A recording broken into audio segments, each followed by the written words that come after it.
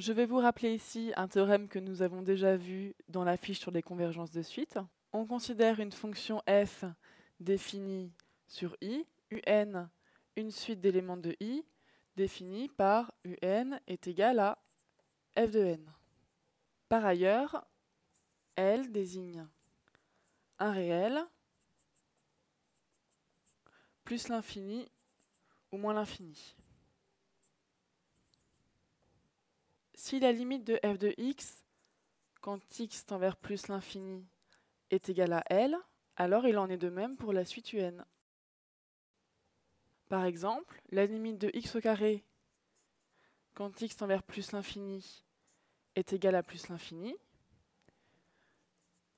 Donc, la limite de n au carré est égale à plus l'infini également.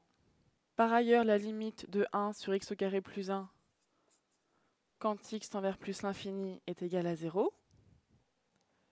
Donc, la limite de 1 sur n carré plus 1 est égale à 0 aussi. Le théorème que nous venons de voir va nous permettre de réutiliser des résultats que vous avez vus dans le chapitre sur les croissances comparées avec Clément. Je vais vous énoncer ici ces résultats dans le cas des suites. Si on a un réel a plus grand que 1, alors on sait que la limite de a puissance n est égale à plus l'infini. Si on a un réel alpha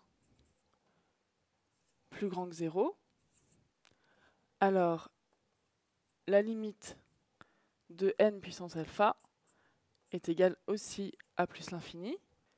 Si a est plus grand que 1 et alpha plus grand que 0, la limite de a puissance n sur n puissance alpha est encore égale à plus l'infini.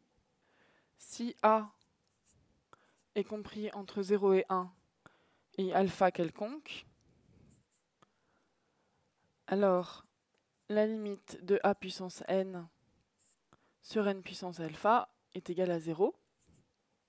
Et si on a alpha strictement positif, alors la limite de n puissance alpha sur ln de n est égale à plus l'infini.